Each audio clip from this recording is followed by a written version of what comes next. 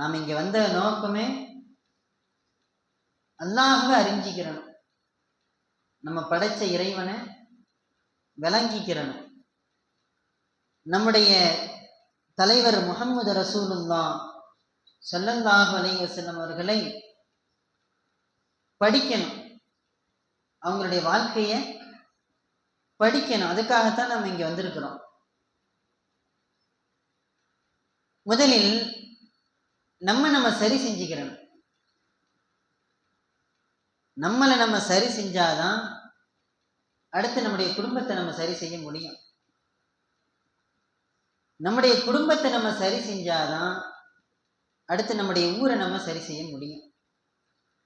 முதல்ல நம்மளை நாம சரி செஞ்சுக்கிறோம். நான் என்னை பத்தி முதல்ல யோசிக்கணும். நான் எந்த நிலையில இருக்கிறேன்? அல்லாஹ் நம்மளை படைச்சிருக்கிறான். அல்லாஹ்வுக்கு நான் எந்த அளவுக்கு நடந்துக்கிறேன் என்று முதல்ல நம்மளை நம்ம கணக்கு போட்டுக்கிறோம். அவங்க அப்படி இருக்கிறாங்க, இவங்க இப்படி இருக்கிறாங்கன்னு நம்ம சொல்றோமா இல்லையா? அல்லாஹ் அவர்களை பத்தி நம்மள்ட்ட கேட்க போறது இல்லை. அவன் ஏன் இதை பண்ணுனா, இதையா அவன் பண்ணுனான்னு நம்மள்கிட்ட கேட்க போறது இல்லை. அவன் செய்யறதுக்கு கேள்வி கணக்கு அவன் தான் சொல்லணும். நம்ம செய்யறதுக்கு நம்ம கேள்வி கணக்கு அல்லா இடத்துல கொடுத்தே ஆகணும். எனவே நம்மளை நம்ம முதல்ல சரி செய்யணும். அல்லாஹ் குர்ஆன்ல சொல்றான், வஷம்சி வதுஹாஹா, சூரியன் மீதும் அதன் பகல் பொழுதின் மீதும் சத்தியமாக, வல் கமரி இதா தலாஹா, சந்திரன் மீது சத்தியமாக, வன்னஹாரி இதா ஜல்லாஹா, பகல் பொழுதின் மீது சத்தியமாக, இரவு பொழுதின் மீது சத்தியமாக என்று அல்லாஹ் முதல்ல ஒரு 7-8 சத்தியம் சொல்றான். அல்லாஹ் தஆலா 7-8 சத்தியம் சொல்றான். இப்ப நம்ம ஒரு சத்தியம் பண்ணாலே ஒரு விஷயத்தை ஊர்ஜிதமா சொல்ல போறோம், ஒரு முக்கியமான ஒரு விஷயத்தை நம்ம சொல்ல போறோம்னு தானே அர்த்தம். அல்லாஹ் இத்தனை சத்தியங்களை சொல்றான். சொல்லிவிட்டு அல்லாஹ் சொல்றான், قد أفلح من زكاها, யார் தன் மனதை பரிசுத்தப்படுத்தி கொண்டாரோ அவர் வெற்றி அடைந்து விட்டார்.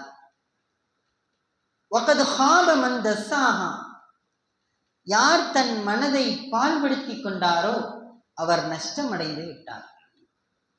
அப்ப மன சுத்தி, உள்ள பரிசுத்தம் என்பது அவசியம். இப்ப நம்முடைய உடை சுத்தமா இருக்குன்னு நினைக்கிறோமா இல்லையா?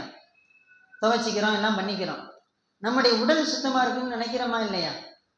அதுக்கு குளிச்சிக்கிறோம். அப்ப உடல் சுத்தம் இல்லையானால், உடை சுத்தம் இல்லையானால் என்ன நிலை? மனிதர்களிடத்தில் நாம் மதிக்கப்பட மாட்டோம். நீண்ட நாள் யார் குளிக்காம இருப்பான்?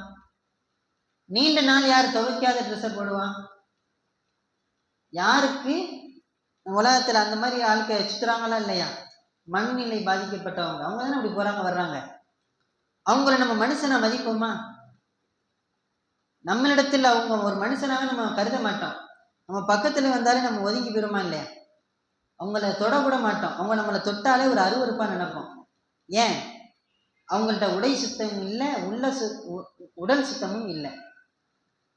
அப்ப நம்முடைய உடையும் உடலும் அழிந்து போகக்கூடியது, அப்படிதானே? இப்ப நம்ம அந்த ட்ரெஸ்ஸை போட்டிருக்கிறோம், எத்தனை நாளைக்கு போட்டிருப்போம்?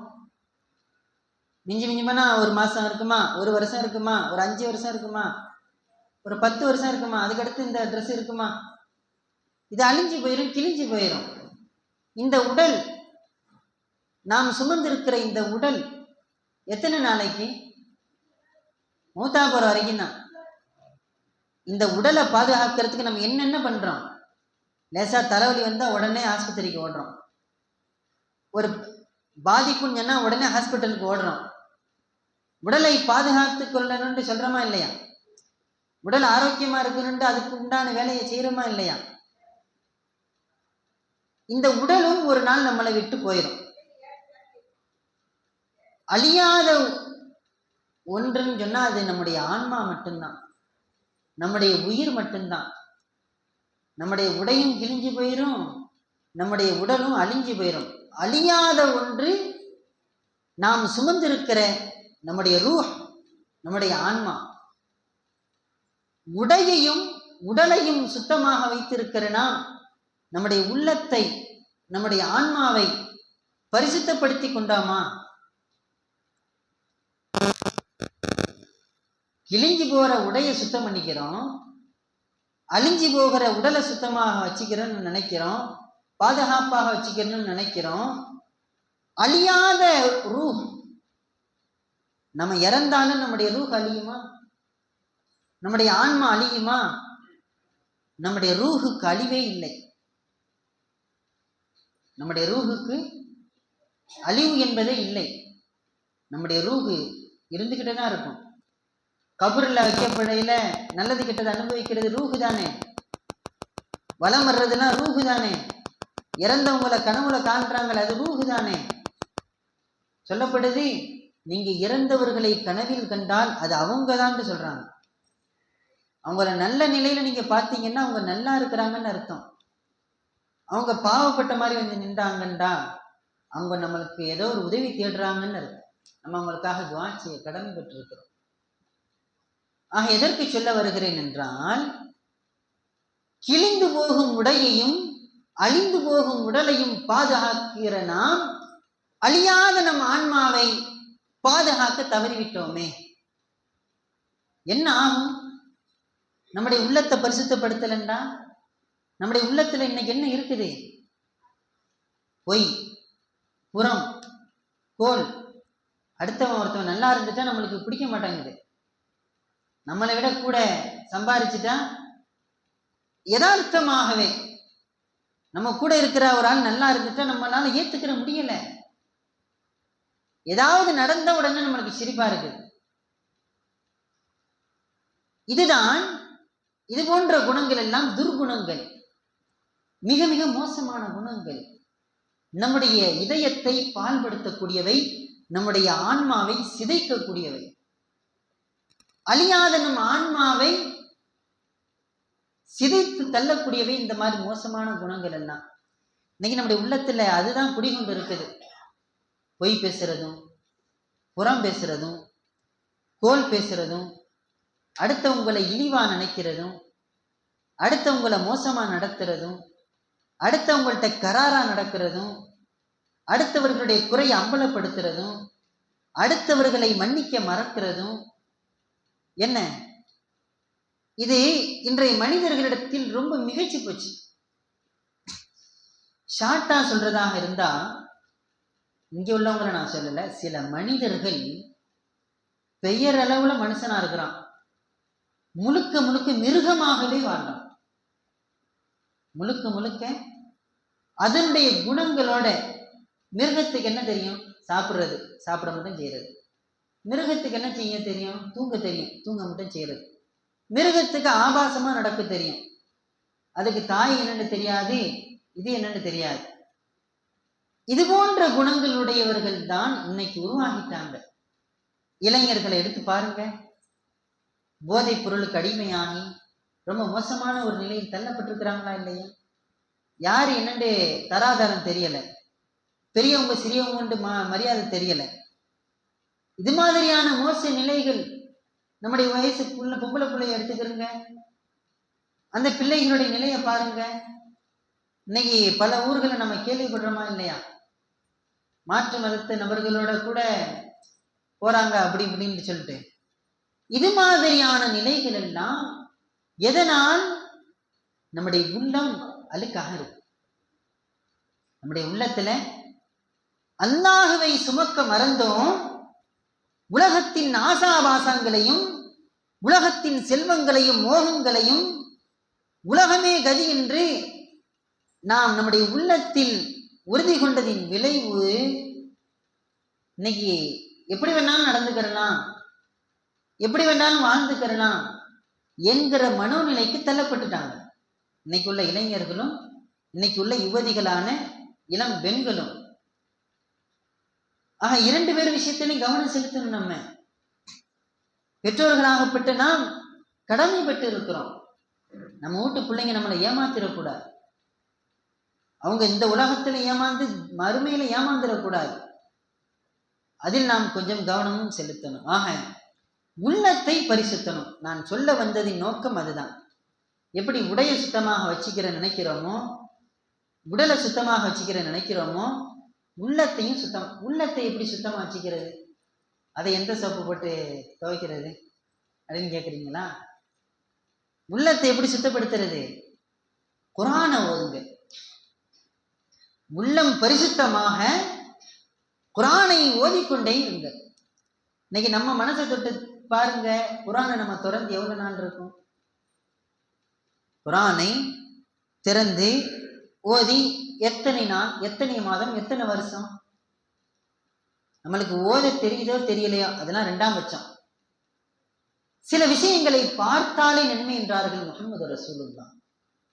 காபத்துல இருக்குல்ல, அதை நீங்க பார்த்தாலே நன்மை கிடைக்கும். பெத்த தாய் தந்தைய பார்த்தாலே நன்மை கிடைக்கும். குர்ஆனை நீங்கள் பார்த்தாலே உங்களுக்கு நன்மை கிடைக்கும். எனக்கு ஓத தெரியாதுன்னு நீங்க சொல்ல தேவையில்லை. குர்ஆனை பாருங்கள், குர்ஆனை திறங்கள், குர்ஆனை ஓதணும். அது எப்படி குர்ஆனை ஓதுனா பரிசுத்தமாகும் உள்ளம்? அதனுடைய அர்த்தமும் தெரியாது, ஒண்ணுமே புரியாது அப்படின்னு நீங்க கேட்டா, அதற்கு அழகான ஒரு உதாரணம். ஒரு வயோதிகர் எப்ப பார்த்தாலும் குர்ஆன் ஓதிக்கிட்டே இருப்பார். ஒரு வயசான பெரியவங்க எப்ப பார்த்தாலும் குர்ஆனை ஓதிக்கிட்டே இருப்பாங்க. அப்ப அவர்கிட்ட ஒரு வாலிபன் கேட்டான், எப்ப பார்த்தாலும் குர்ஆனை ஓதிக்கிட்டே இருக்கிறீங்களே, ஏதாச்சும் புரியுதா? அந்த அரபி தானே, ஏதாச்சும் புரியுதா? அந்த பெரியவங்க சொன்னாங்க, எனக்கு புரியலப்பா. அப்ப ஏன் ஓதுறீங்க? அதனால என்ன பெனிஃபிட்? அதனால என்ன லாபம்? அர்த்தம் தெரிஞ்சா சரின்னு சொல்லலாம், அர்த்தமே தெரியாம சும்மா ஓதி என்ன லாபம்? அப்ப அந்த பெரியவங்க சொன்னாங்க, ஒரு சாக்கு பை எடு, ஒரு கோணி சாக்கு, சீனி போடுவாங்களா இல்லை இந்த சாக்கு, அந்த சாக்கு எடுத்துட்டு வந்தார். அதுல போய் தண்ணி பிடிச்சிடான்னா அவரு, இதுல எப்படிங்க தண்ணி பிடிக்க முடியும் அப்படின்னாரு. பிடிச்சிட்டு வா அப்படின்னாரு. போய் பிடிச்சிட்டு வந்தார். பிடிச்சிட்டு வந்தா, தண்ணி பிடிச்சிட்டு வந்தியா? எப்படிங்க பிடிக்க முடியும், எல்லாம் ஓட்ட ஓட்டையா இருக்கு, எல்லா தண்ணியும் போயிருச்சு. அப்ப மறுபடியும் போய் பிடிச்சிட்டு வா. மறுபடியும் போனார். பிடிச்சியா? பிடிக்க முடியல, தண்ணி அந்த ஓட்டையில போயிருமா இல்லையா? இது மாதிரி ஒரு 5 தடவை 10 தடவை. கடைசியில அந்த பெரியவர் கேட்டாரு, நீ எவ்வளவு அள்ளியும் என்னால தண்ணியை பிடிக்க முடியல, இருந்தாலும் இந்த சாக்கு ஆரம்பத்தில் இருந்த மாதிரி இப்ப இருக்கான்னு பாரு. ஆரம்பத்தில் தூசியும் குப்பையும் கூலமுமாக இருந்தவை இப்பொழுது சுத்தமாகிவிட்டது. ஆரம்பத்துல அழுக்கடைஞ்சு போயிருந்துச்சு, தூசியும் குப்பையுமா இருந்துச்சு. தண்ணி அல்ல என்ன ஆயிருச்சு? தண்ணி வெளியேறினாலும் அந்த கோணி, அந்த சாக்கு சுத்தமானுச்சா இல்லையா? அது போன்றுதான் குர்ஆனை நீங்கள் ஓத ஓத ஓத உங்களுக்கு அர்த்தம் புரியாவிடலும் உங்கள் ஆன்மா சுத்தமாகும். உங்களுடைய உள்ளம் இணைஞ்சிரும், சுத்தமாயிருங்க. அந்த வார்த்தை இறைவனுடைய வார்த்தை, இந்த வார்த்தை அல்லாஹுடைய வார்த்தை. அல்லாஹுடைய வார்த்தையை அதனாலதான் நீங்க ஓதி ஊதிக்கிட்டா அது ஷிஃபாவாக மாறும் அல்லாஹ் குர்ஆன்ல சொல்றான். புள்ள அழுவுது, முடியாம இருக்குது, என்ன செய்யணும்? நம்மளுக்கு தெரிஞ்ச ஒரு அல்ஹம்து சூரா, அதை ஓதி ஊதி விடுங்க. அல்லாஹ் அதன் மூலம் அதை முதல் உதவியாக நம்ம பண்ணணும். ஃபர்ஸ்ட் நம்முடைய வாழ்க்கையில எல்லாருமே பிள்ளை வச்சிருப்போம், பிள்ளைக்கு முடியாம போகலாம், நம்மளுக்கு முடியாம போகலாம், மனுஷன் தான், எல்லாமே தான். இப்ப அது மாதிரியான நேரங்களில் முதல் உதவியாக நம்முடைய ஃபர்ஸ்ட் வேலையா இதை பார்த்துடணும். காரணம், குர்ஆனில் எல்லாவற்றிற்கும் நிவாரணம் உண்டுன்னு அல்லாஹ் சொல்றான். அப்ப அர்த்தம் உங்களுக்கு தேவையில்லை, அதை படிச்சு ஆகணும். அதை படிப்பதற்குண்டான முயற்சியில இறங்கணும். அதை நான் வேணான்னு சொல்ல வரல. முதலில் பார்த்தாச்சும் ஓதணுமா இல்லையா? குர்ஆனை பார்த்து ஓத முதல்ல பழகிக்கிறணும். முன்னாடிலாம் எல்லாருடைய வீடுகள்லையும் மக்ரிப் ஆயிட்டா குர்ஆன் ஓதக்கூடிய சப்தங்கள் கேட்கும். இன்னைக்கு அந்த சப்தங்கள்லாம் இல்லாம போயிருச்சு. என்ன, குர்ஆன் ஓதக்கூடிய பழக்கங்கள் முந்தைய காலங்களில் இருந்தன. இப்ப பெரியவங்க வந்திருப்பாங்க, அவங்க எல்லாம் அனுபவிச்சிருப்பாங்க. அதை வீடுகள்ல மகரிப் நேரம் ஆயிட்டா குர்ஆன் எடுத்து வச்சு வாக்கையா சூரா ஓதுவாங்க. அன்னைக்கு அத்தனை பிள்ளைகளை பெற்றெடுத்தவங்க வறுமை இல்லாம இருந்தாங்கன்னா காரணம் தான் ரசூலுல்லாஹ் சொன்ன மாதிரி வாக்கையா சூரா வறுமையை நீக்கும். வீட்டுல பரக்கத்து இருந்துச்சு. வயசானவங்க நம்முடைய அம்மா அப்பா பாருங்க, இன்னும் அவங்களுக்குள்ள மனக்கசப்பு இன்னும் ஒன்னா இருக்கிறாங்க. இன்னைக்கு அதெல்லாம் இல்லாம போயிருச்சு. நேத்து கல்யாணம் முடிஞ்சது, முந்தானத்து கல்யாணம் முடிஞ்சதெல்லாம் இன்னைக்கு பிரிஞ்சு நிக்கிறாங்க. வாழ்வதற்கு உண்டான வழி தெரியாம நிக்கிறாங்க, திக்கி திணறி நிக்கிறாங்க. காரணம் என்ன? மார்க்கம் எடுபட்டு போச்சு. நம்முடைய முந்தைய காலத்து பழக்கங்களை கொண்டு வரணும். ஆரம்பத்தில் வாழ்ந்தவர்கள் எவர்களும் அழிஞ்சு போனதாக இல்லை. நம்முடைய பெரியவங்க யாரும் வழிகிட்டு போயிட்டாங்க, அவங்க வழி தவறி போய் சின்ன பின்னப்பட்டு போயிட்டாங்க, இன்னைக்கு நஷ்டம் அடைஞ்சு நிக்கிறாங்கன்னு சொல்றதுக்கு இல்லை. இன்னைக்கு உள்ள வாலிப சமூகமும் இன்னைக்கு உள்ள சின்ன பிள்ளைங்க சமூகமும் சீரழிஞ்சிருக்குன்னு சொல்லலாம். ஏன்? நம்முடைய பண்டைய வழிபாடு, நம்முடைய பண்டைய நடைமுறைகளை மாத்தணும், எல்லாமே சீரழிஞ்சு போச்சு. முன்னால எந்தெந்த பழக்க வழக்கங்களை நமக்கு ஏற்படுத்தி தந்தாங்களோ நம்முடைய பெரியவங்க, வீட்டுல குர்ஆன் மஜ்லிஸ் முன்னாடி ஓதுனாங்க. முன்னாடி வீடுகள்ல மௌலூது ஷரீஃப்கள் ஓதப்பட்டுச்சு. என்னென்னமோ நல்ல நல்ல அமல்கள் எல்லாம் நடைபெற்றுச்சு. விளைவு இன்னைக்கு அது அப்படியே தலைகீழா போயிருச்சு.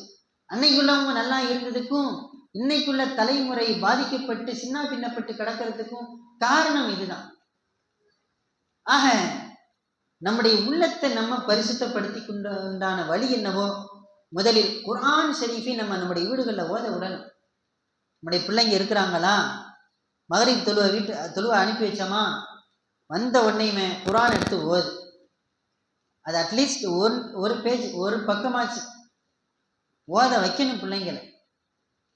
நம்ம பிள்ளைங்களுக்கு சொல்லி கொடுக்கணும். நம்ம செல்ல பார்த்துக்கிட்டு பிள்ளைய ஓதுன்னா பிள்ளை ஓதுவானா? ஓத மாட்டான். நம்ம குர்ஆனை கையில் எடுத்துக்கிட்டு பிள்ளைய உட்கார வச்சா பிள்ளை ஆட்டோமேட்டிக்காக உட்காந்துரும்.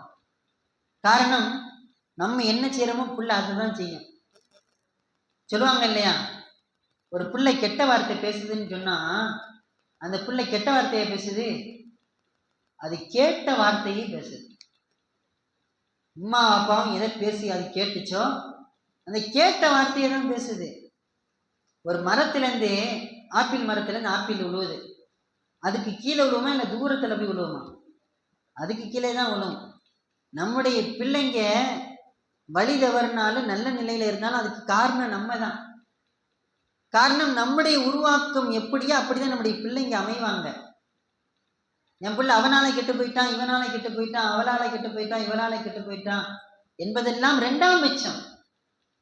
அந்த சாக்கு போக்குகளை, காரணங்களை சொல்வதில் அது சரியாக ஏற்றுக்கொள்ளப்படாது. காரணம், நம்ம அவங்கள பெற்றவங்களாக இருக்கிறோம். அதனால முதல் விஷயமாய் நம்முடைய பிள்ளைகளுடைய எதிர்காலம் சிறந்ததாக இருக்குன்னு நம்ம நினைக்கிறோம். நல்ல ஆடைகளை நம்ம உடுத்த கொடுக்குறோமா இல்லையா? நல்ல உணவை உண்ண கொடுக்குறோமா இல்லையா? என் பிள்ளை நல்ல சாப்பாடு சாப்பிடணும் செஞ்சு கொடுக்குறோம். என் பிள்ளை நல்ல ட்ரெஸ் போடணும் 4 பேர் மாதிரி செஞ்சு கொடுக்குறோம். நல்ல ஈமான நம்ம கொடுக்கணும் ஃபர்ஸ்ட். இதுவெல்லாம் அழிஞ்சு போகக்கூடியது, முடிஞ்சு போகக்கூடியது. அழியாத ஒன்று நம்முடைய இந்த ஈமானும் இந்த உடல் நம்முடைய ஆன்மாவும் தான். அந்த ஆன்மாவை, உள்ளத்தை பரிசுத்தப்படுவதற்கு உண்டான வழியான குர்ஆன் ஷரீஃபை முதல்ல நம்முடைய ஆயுதமா நம்முடைய வீடுகளில் எடுக்கணும். வந்திருக்கக்கூடியவர்கள், நீங்க இன்னைக்கு எடுத்து போகக்கூடிய ஒரு விஷயம், இனிமேல் என்னுடைய வீடு குர்ஆன் ஓதப்படும் இடமாக இருக்கும். நம்முடைய வீடுல டிவியினுடைய சப்தம் கேட்டதெல்லாம் போதும். நம்முடைய வீடுகளில் செல்போன் சப்தம் ஒலித்ததெல்லாம் ஒரு புறம் இருந்தாலும் படிப்படியா குறைச்சிக்கிற வேண்டியதுதான். எடுத்தாங்க மொத்தம் எதையும் பண்ணிட முடியாது. ஏன்னா இன்னைக்கு உள்ள பிள்ளைங்க செல்லு இல்லாம இருக்க மாட்டாங்க, அப்படித்தானே? டிவி இல்லாம அதுலயே மூழ்கி போயிட்டோம். அதனாலே அதற்காக அதை நான் சரி கட்ட வரவில்லை.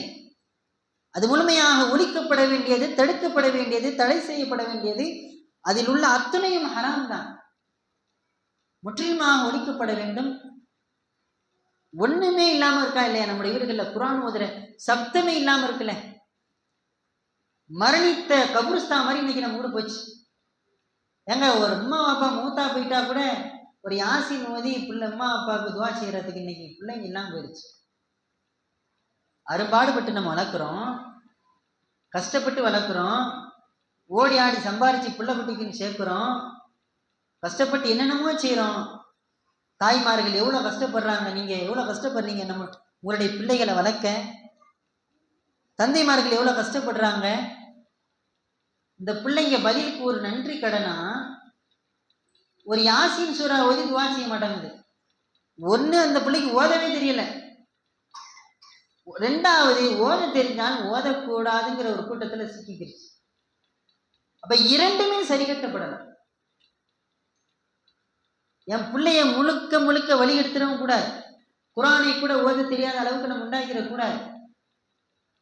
என் பிள்ளை வயசுக்கு வந்துருச்சு, என் பிள்ளைக்கு குர்ஆனை பார்த்து கூட ஓத தெரியாதுண்டா அதை விட ஒரு மோசமான தாய் இருக்க முடியுமா? என் பிள்ளை வயசுக்கு வந்துருச்சு, குர்ஆன்டா என்னன்னு தெரியாது, குர்ஆனை பார்த்து ஓத தெரியாதுன்னு சொன்னா அதை விட மோசமான தகப்பன் இருக்க முடியுமா? எல்லாம் கொடுத்து என்ன பிரயோஜனம்? தீனை கொடுக்கவில்லையே. தீன் இல்லாத ஊடு என்ன, எந்த இதுல சேர்க்கிறது? நான் பாதுகாக்க வேண்டும். இந்த நிலைகள் எல்லாம் மாற்றப்பட வேண்டுமாயின் நம்முடைய மரணத்திற்கு பிறகு நமக்காக கையேந்தக்கூடிய துவா செய்யக்கூடிய பிள்ளைகளையாச்சும் நம்ம உருவாக்கிறோம். நல்ல வழியில தானே போறாங்கன்னு சொல்லி சில மாய விலைகளில் வீழ்ந்து விடவும் கூடாது. அந்த விஷயத்திலும் கவனம் எடுக்கணும். ரம்யானவர்களே, குர்ஆன் ஓதக்கூடிய வீடுகளாக என்னுடைய வீடை நான் மாத்திருவேன். காரணம், தாய்மார்கள் நீங்க நினைச்சா எதுவும் செய்ய முடியும், எதுவும் செய்ய முடியும். அது உங்க கையில தான் இருக்கு. வீடுங்கிறது உங்களுடைய கண்ட்ரோல் தான். தந்தை மாதிரி வெளியில போயிடுவாங்க. வீட்டை நிர்வகிக்கக்கூடியவர்கள் நீங்க தான். உங்களுடைய வீடுகளில் டிவியின் சப்தம் ஒலிப்பதும் அல்லது குர்ஆனுடைய சப்தம் ஒலிப்பதும் உங்களுடைய கையில தான் இருக்கு. மிசால் அந்த விஷயத்தில் கவனம் செலுத்தணும். ஏன்னு சொன்னா, குர்ஆன் இல்லாத சமூகம் உருவாகிவிட்டால் அந்த சமூகம் பெரிய அளவுக்கு பாதிப்பு சந்திக்கும். துனியாவிலையும் சரி, ஆகிரத்திலையும் சரி. ஏன், நம்ம என்ன நிலையான வாழ்க்கையா வாழ போறோம்? நிலையான வாழ்க்கையை நம்ம வாழ்ந்துருவோமா? மரணமே இல்லாத வாழ்க்கையை நம்ம வாழ்ந்துட முடியுமா? சொல்லுங்க பாப்போம். உலகத்துல எவ்வளவு பெரிய நல்லவராக இருந்தாலும் சரிதான், எவ்வளவு பெரிய மோசமானவனா இருந்தாலும் சரிதான், அவனுக்கு மௌத்து வராம இருக்காது. நல்லவங்களுக்கு மௌத்து வராதுன்னா முகமது நபி மௌத்தா இருக்க மாட்டாங்களே. கெட்டவங்களுக்கு மௌத்து இல்லைன்னு சொன்னா எத்தனையோ ஃபிரௌன் பண்றவங்க இன்னைக்கு உயிரோட இருக்கணுமே. எல்லாருக்கும் மௌத்து இருக்கு. மௌத்துல பாகுபாடு இருக்கா? வயசாகனாதான் மௌத்து வரும்னு சொல்ல முடியுமா? வயிற்றுல பிள்ளை இருக்கையிலே மௌத்தா போயிருது. எல்லாம் பாதுகாக்கணும். எத்தனை பேரை கேள்விப்படுறோமா இல்லையா? நிறைய மாத கர்ப்பிணி சமீபத்துல கூட தோண்டில அல்லாஹ் தஆலா உங்களுக்கு சொர்க்கத்தை கொடுக்கணும். இது மாதிரியான நிலைகள்லாம் இருக்கா இல்லையா? சின்ன வயசு பிள்ளைங்களை நம்ம பார்க்கிறோம். எத்தனையோ பிள்ளைங்க இறந்து போயிரு. இளம் வயது வாலிப பெண்கள், ஆண்கள் மூத்தா போறாங்க. மூத்தா போற மாதிரி கடக்கிற ஒரு வயசான ஒருத்தவர் மூத்தாய உருமானவரார். படுத்த படுக்கையாக காலத்தையும் கிடக்கிறாரு. நம்ம மூத்தா போறோம்னு நினைக்கிறோம்னா அதுக்கு முன்னாடி எல்லாரும் மூத்தா போயிடுறாங்க. நிலை என்பது இப்படித்தான். மௌத்துங்கிறது யாருக்கும் வயசானாதான் மூத்து, நான் சின்ன பிள்ளையா இருக்கிற மூத்தா போக மாட்டேன்னா கிடையாது. மரணம் நம்மவர்களுக்கு எப்பொழுது குறிக்கப்பட்டதோ அந்த நேரத்தில் கச்சிதமாய் மிகச்சரியாய் வரும். யாராலையும் காப்பாற்ற முடியாது. இப்ப மூத்த நம்ம சந்திக்க இருக்கிறோம். மூத்தா போற உலகத்துல நம்ம வாழ்ந்துட்டு இருக்கிறோம். மூத்தா போற உலகத்துல போட்டி பொறாம தேவையா? மூத்தா போற உலகத்துல ஆடம்பரம் வேணுமா? மூத்தா போற உலகத்துல சொந்த பந்தங்களை துண்டிச்சு வாழ்றோமே தேவையா? எத்தனை சொல்லணும்.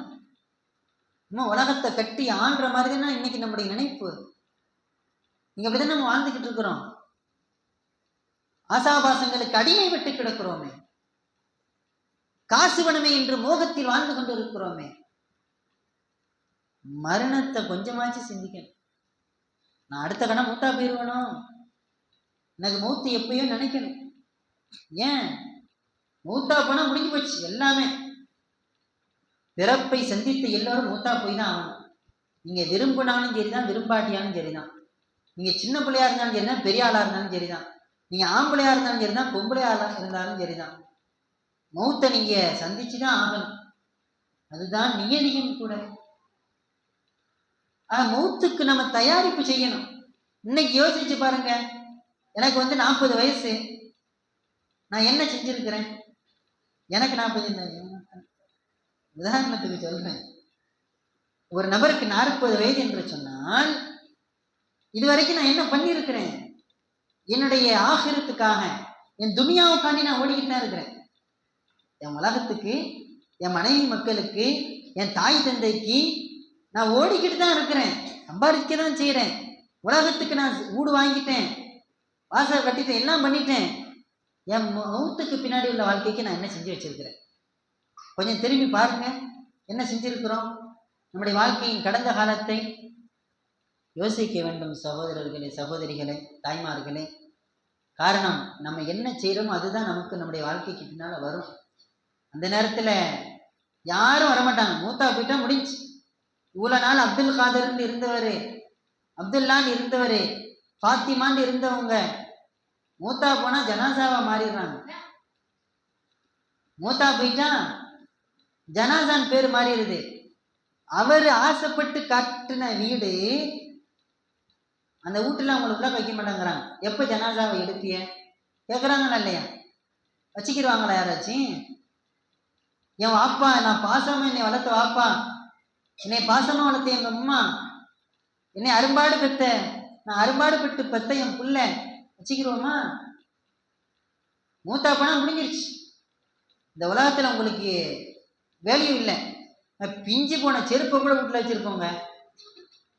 2 செருப்புல ஒரு செருப்பு இணைஞ்சிருச்சு, பிஞ்சு போச்சு. சரி, எதுக்காச்சும் யூஸ் ஆகிட்டு உள்ள வச்சிருப்போமா இல்லையா? பிஞ்சு போன செருப்புக்கு கூட வேல்யூ இருக்கும், மதிப்பு இருக்கும். மூத்தா போயிட்டு நம்மளை தூக்கி வெளியில கடாசிடுவாங்க. உலகம் அதுதான். நம்முடைய உடலில் இந்த ரூஹ் இருக்கிற வரைக்கும் தான் நமக்கு மதிப்பு. அதனால தான் நான் சொன்னேன், அழிய போகும் இந்த உடலை கூட பாதுகாக்க முயற்சி செய்யறோமே, அழியாத நம்முடைய ரூஹை பரிசுத்தப்படுத்த நாம் என்ன செய்தோம்? அது ஆரோக்கியமாக இருக்கு என்ன செஞ்சிருக்கிறோம்? அதனுடைய மன்னரை வாழ்க்கையில், அதனுடைய மறுமை வாழ்க்கையில் நாம் திக்கி திணறி விடாமல், தட்டு தடுமாறி விடாமல் இருக்க என்ன செய்திருக்கிறோம்? 5 நேரம் தொழுவ கூட நமக்கு நேரம் இல்லையே. ஒரு யாசகர் நின்றா கொடுக்கறதுக்கு மனசு வர மாட்டேங்குது. எல்லாம் கொடுத்துருக்கிறான், கொடுக்கறதுக்கு மனசு இல்லையே. நம்முடைய மூத்துக்கு பின்னால நம்ம எப்படி இருப்போம்? மன்னருக்கு பின்னால எப்படி இருக்கும் யோசிச்சோமா? ஒரு ஆளை மூத்தா போய் கபூர்ல போய் வச்சவனே ஒவ்வொரு ஆளும் தனிக்கட்டையா தான் போகணும். என் மனைவின்னு நான் கூட போயிடுவேனா? எங்க அம்மா நான் கூட போயிடுவேனா? என் பிள்ளைன்ட்டு நான் கூட போய் என்னை சேர்த்து அடக்கம் பண்ணிருங்கன்னு யாராவது சொல்லுவாங்களா? சொல்ல மாட்டோம். ஏதோ அழுவோம், 2 நாளைக்கு 3 நாளைக்கு அழுவோம், ஒரு மாசத்துக்கு மிஞ்சி போனா அழுவோம், 1 வருஷத்துக்கு அப்புறம் அதே மறந்துடும். அப்படி ஒரு ஆள் இருந்தாராண்டே மறந்துடும். ஒரு 50 வருஷத்துக்கு முன்னாடி இந்த ஊர்ல நான் இருந்தேனா இல்லை நீங்க இருந்தீங்களா? யார் இருந்தா? யாரோ இருந்தாங்க. இப்ப இன்னைக்கு எல்லாரும் போயிட்டாங்க. இன்னொரு 50 வருஷம் கழிச்சு நம்ம எல்லாரும் அங்கே போயிடுவோம், அடுத்த ஷிஃப்ட் வந்துடும். இதான் துன்யா. நம்ம சேர்த்து வச்சதெல்லாம் போச்சு, நம்ம கஷ்டப்பட்டு கட்டின வீடெல்லாம் போச்சு. எதை நம்ம செஞ்சோமோ அந்த அமல் மட்டும்தான் நம்ம கூட வரும். என்ன செஞ்சிருக்கிறோம்? அதுதான் இங்கே கேள்வி. என் மரணத்திற்கு பின்னால் நான் நல்லா இருப்பேன், என் மரணத்துல என்னுடைய கபருடைய வாழ்க்கை எனக்கு சிறப்பானதாக இருக்கும், என் மறுமை வாழ்க்கை சிறப்பானதாக இருக்கும். என்ன செஞ்சிருக்கிறோம்? அருமையான தாய்மார்களே, சகோதரிகளே, அல்லாஹ் நம்மளுக்கு இன்னும் உசுரை போட்டு வச்சிருக்கிறான்னு சொன்னா 2 காரணம் தான். நம்ம நல்லது செஞ்சிருந்தா இன்னும் நல்லது செய்யணும். நம்ம கெட்டது செஞ்சுக்கிருந்தா கெட்டதை விட்டுட்டு இனிமேல் நல்லது செய்யணும். நம்ம எந்த கேட்டகரியில் இருக்கிறோம் நம்ம தான் முடிவு செய்யணும், டிசைட் பண்ணிக்கிற வேண்டியதுதான். நல்லது செஞ்சால் இன்னும் அதிகப்படுத்திக்கிறங்க. என்ன மௌத்து எப்படின்னு சொல்ல முடியாது, அடுத்த கணம் கூட வரலாம். இன்னமா நுவாஹிருக்கும் லிஅஜலின் முஸம்மா அல்லாஹ் சொல்றான். ஐனமா தக்கூனு யுத்ரிக்குமுல் மௌத் குல்லு நஃப்ஸின் தாயிக்கத்துல் மௌத். எத்தனை வசனங்கள். உங்களுக்கான மரணம் உங்களுக்கு குறிக்கப்பட்ட நேரத்தில் ஒரு நொடி முந்தாது, ஒரு நொடி பிந்தாது, ஒரு செகண்ட் கூட முந்தாது பிந்தாது.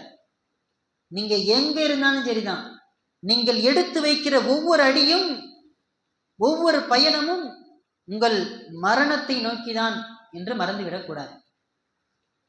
அல்லாஹ் நம்மளுக்கு தொண்டில மூத்து வச்சிருந்தா தொண்டிக்கு ஒரு பயணத்தை வச்சிருப்பான். நம்ம தொண்டிக்கு போவோம்.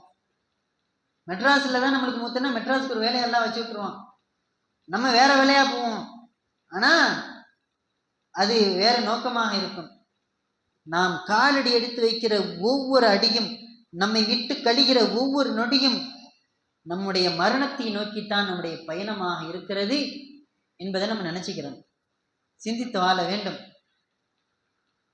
கபூர் குழி இருக்க, கபூர் குழி சாதாரணமானதா? புழுக்கள் நிறைஞ்ச ஊடு, இருட்டு நிறைஞ்ச ஊடு, தனிமையான ஊடு. இருட்டான ஒரு அறையில உங்களை ரூம்ல அடைச்சி வச்சுட்டு இருந்துக்கிட்டா என்ன கதருவான், சின்ன பிள்ளைய விட்டா என்ன மாதிரி பயப்படுவான். அதுவும் ஒரு நைட்டு தூங்குறோம், கொசு கடிக்குது, கொசு பத்தி வச்சுக்கிறோம், ஆளை விட்டு போட்டுக்கிறோம். இல்லைன்னா தூங்க முடியுதா நம்மளால? கொசுவோட அடிச்சுக்கு என்னென்னமோ பண்ணிக்கிறோமா இல்லையா சேஃப்டிக்கு. மண்ணறை என்பது புழுக்களும் பாம்புகளும் தேள்களும் நிறைந்த ஊடு என்றார்கள் முஹம்மது ரசூலுல்லாஹ் ஸல்லல்லாஹு அலைஹி வஸல்லம். என்ன பண்ணி வச்சிருக்கிறோம்? நம்முடைய மண்ணறையில தேள் நிறைஞ்சு கிடக்குது, பாம்பு நிறைஞ்சு கிடக்குது, எல்லாமே மோசமான ஜந்துக்கள் எல்லாம் நிறைஞ்சு கிடக்குது. அதை அகற்றுவதற்குரிய வழியை நம்ம செஞ்சு வச்சிருக்கிறோமா? எல்லாம் மூத்தா போகணுமே, எல்லாரும் மண்ணறையில போய் படுத்து ஆகணுமே, அது இருட்டா இருக்குமே, என்ன செஞ்சு வச்சிருக்கிறோம்? உலகம் உலகம் உலகம்னு வாழ்ந்துட்டு காசு பணம்னு வாழ்ந்துட்டு உலகத்தினுடைய ஆசாபாசங்களில் மூழ்கிட்டு ஸ்ட்ரைட்டா சொர்க்கத்துக்கு போயிட முடியுமா? நான் பண்றதுக்குள்ள சேட்டை, நான் பார்க்கறதுக்குள்ள டிவி, நான் பேசுறதுக்குள்ள அபச்சாரமான தேவையில்லாத கெட்ட வார்த்தை, ஆனா நான் சொர்க்கத்துக்கு போயிடுவேன். எப்படி முடியும்? அட்லீஸ்ட் 5 நேரம் கூட நான் தொழுவுறது இல்லை, ஒரு ஏழைக்கு எடுத்து உணவு கொடுக்கறது இல்லை, இருக்கிறது சோப்புல இருக்கிறது இருக்குது எடுத்து கொடுக்க மனசு இல்லை. எப்படி நான் சொர்க்கத்துக்கு போக முடியும்? எப்படி எல்லாம் விடுவான்? நம்ம இந்த கேள்வி கேட்டுக்கிறோம். தனிமையின் வீடு, புழுக்கள் நிறைந்த வீடு, இருட்டு நிறைந்த வீடு. அந்த வீட்டை பிரகாசமாக்க வேண்டுமெனில் நீங்கள் குர்ஆனை ஓதித்தான் ஆக வேண்டும். காரணம் முஹம்மது ரசூலுல்லாஹ் ஸல்லல்லாஹு அலைஹி வஸல்லம் அவர்கள் கூறினார்கள், இக்ரவுல் குர்ஆன், நீங்க குர்ஆனை ஓதுங்க, நீங்க குர்ஆனை ஓதுங்க, அது உங்களுக்கு பரிந்துரை செய்யும் நண்பனாக உங்களுக்கு வரும். கபருல படுத்துருவோம், கேள்விகள் கேட்பாங்க, நல்லவங்க பதில் சொல்லிடுவாங்க, நல்லவங்க பதில் சொல்லிடுவாங்க. அந்த கேள்விலாம் பதிலாம் நம்மளுக்கு தெரியும், அதனால நான் அதை கடந்து போயிடுறேன். ஈஸியான கொஸ்டின் தான். ஆனால் நல்லவர்கள் என்றால் அல்லாஹுவை நம்பிக்கை கொண்டு, அல்லாஹுடைய ரசூலை நம்பிக்கை கொண்டு அதன்படி வாழ்ந்தாங்க பார்த்தீங்களா, அவங்க மட்டும்தான் பதில் சொல்ல முடியும். நானும் முஸ்லீம் தான், நானும் களிமா சொல்லி இருக்கிறேன்டா. ஒருத்தர் ஒரு கிளி ஒன்று வளர்த்தார். எப்போ பார்த்தாலும் லா இலாஹ இல்லல்லாஹ் லா இலாஹ இல்லல்லாஹ் அப்படின்னு சொல்லிக்கிட்டே இருக்கும். அந்த கிளி பேசுமா இல்லையா? அதனுடைய மொழியில், அதனுடைய பாஷையில் அது எப்போ பார்த்தாலும் அந்த களிமா லா இலாஹ இல்லல்லாஹ்னு சொல்லிக்கிட்டே இருக்கும். ஒரு நாள் பூனை வந்து பிடிச்சிச்சு பாருங்க, அப்போ அது என்ன செஞ்சிருக்கும்? லா இலாஹ இல்லல்லாஹ் அப்படியே சொல்லும், கீக்கின்னு கத்த ஆரம்பிச்சிருச்சு. ஏன்? அது அதன் களிமாவை வெறுமனே வெற்று வார்த்தையில் தான் சொன்னதை தவிர அது உளப்பூர்வமாக சொல்லலை. அது உள்ளத்திலிருந்து சொன்னிச்சா? யாரோ சொல்லி கொடுத்தாங்க, அது என்னன்னே தெரியாம சொன்னிச்சு. நம்மளும் களிமாவை சொல்றோம், யாரோ சொல்லி கொடுத்தாங்க மனப்பாடம் பண்ணி வச்சுக்கிறோம். அப்படி இருந்துடக்கூடாது, அல்லாஹ் பாதுகாக்கணும். நம்முடைய மூத்துக்கு பின்னாடி வாழ்க்கை நாசமா போயிடும். அல்லாஹ் பாதுகாப்பு. அந்த கலிமாவின் பொருள் உணர வேண்டும். அந்த கலிமாவிற்கு சொந்தக்காரர்களாக மாற வேண்டும். அல்லாஹ் நம்மளுக்கு கேட்காமலே தந்த பெரிய பெரிய பெரிய கிஃப்ட்.